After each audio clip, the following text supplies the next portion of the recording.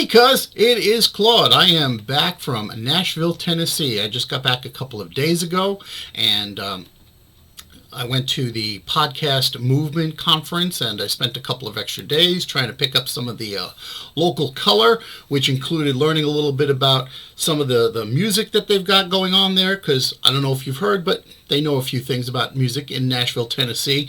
And I also checked out a couple of the museums, and I checked out some of the food, of course, so I got to have me some barbecue, and I got to have some Nashville hot chicken.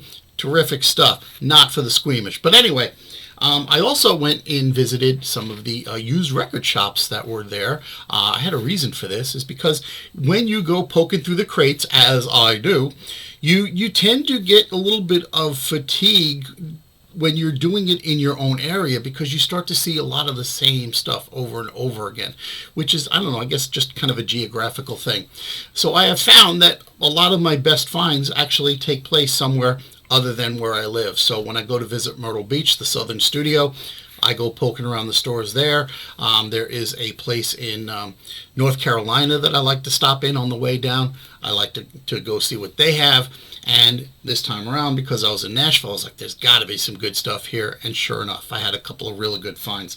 So let me tell you, these all came from this place here. This is Alison's Record Shop in Nashville. You can see there on Davidson Drive. Peace, love, and vinyl, baby. This was a sticker that Alison gave me.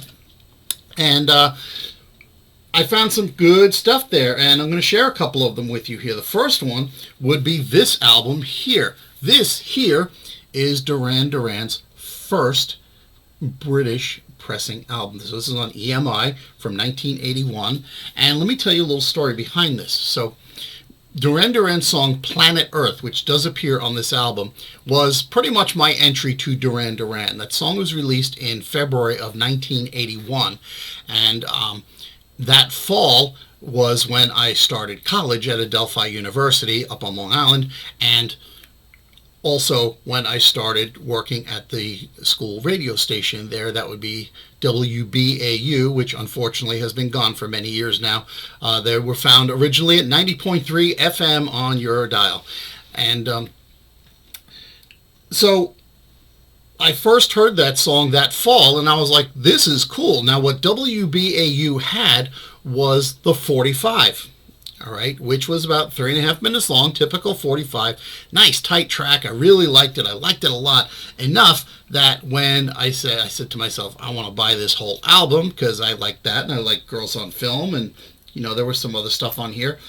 I said, I want this album. So I went and bought the album, and that probably was sometime in 1982. The problem is that what I bought was the Capitol issue of the United States version of the album. Now, what Duran Duran would do was, for some of their more popular songs, they would make extended remix versions, as a lot of bands were prone to do, and they called these the night versions. Okay, and what Capitol did was they put the night version of Planet Earth on the album. So longer song, which meant that another track had to go. And sure enough, the song, let's see, what was it? Oh, To the Shore was dropped from the U.S. track listing to accommodate the longer version of Planet Earth. And there were also alternate titles for a couple of the songs that were used. So that was a little bit weird. So I played this album, and I was like, well, shoot, this ain't Planet Earth at all. This version stinks. I hated it. It was terrible. Such is life. All right. As it happens, 1983, Duran Duran is much, much bigger. Capitol reissues the album, and there were a couple of changes. The first thing is that Planet Earth was restored to its original 3-minute version, and the song Is There Something I Should Know, which was a relatively new track at that point, was added to the album. But the other thing that was different was the cover art. Okay, it still looked kind of like this, except that it was a different picture of the band, so they were all a little bit more lined up instead of this like Simon in front and the other guys in the back. And then the other thing is, in this big white area over here, what you had is that double D logo that appeared on the Seven and the Ragged Tiger album. So if your version has the different picture and the double D, what you've got is the 1983 Capitol reissue. If you've got this image, but you've got a longer version of Planet Earth and no version of To the Shore, what you have is the 1981 American release. So this is pretty good stuff here. good find for me. All right, the other stuff that I found at Alison's, this weighs a little bit because I've got several albums here. This is a series of albums that was called Cruisin', and each one has a different cover, but same basic look. So you had this thing here up, Cruisin', and the date, 1957, and a little bit of comic book style artwork featuring two characters named Peg and Eddie. Okay, Peg and Eddie appeared in all of the the covers, and these albums, in addition to having songs that were famous at that time, and in this case what you had with songs like Susie Q by Dale Hawkins, Little Darlin' by the Diamonds, Honeycomb by Jimmy Rogers, but you also had jingles from some of the radio stations that were hot at the time, and a little bit of voice from disc jockeys, and in some cases you had local commercials. So this album has Joe Niagara from WIBG in Philadelphia, and a couple of commercials, including the News Tip promo, the Community Club Award promo, and there is a 1957 Ford commercial on this album. So that's 1957. 1958 I wasn't able to get. Here's 1959. This is, by the way, this is on the Increase album, and the other thing that's cool about this is there is a ton of liner notes on this thing, so it tells you a lot about what's going on at the time musically. 1959 was Hunter Hancock from, KGFJ, which was in Los Angeles. 1960, this one still has the original cellophane on it. This one is Dick Biondi. He was at WKBW up in Buffalo, New York. 1961. Peg and Eddie are looking a little bit worried about the state of the world. This is Arnie Woo Woo Ginsburg at WMEX in Boston. 1962. This is Russ Weird Beard Night over at KLIF in Dallas, Texas. KLIF was a cool station. I've heard some air chucks in there.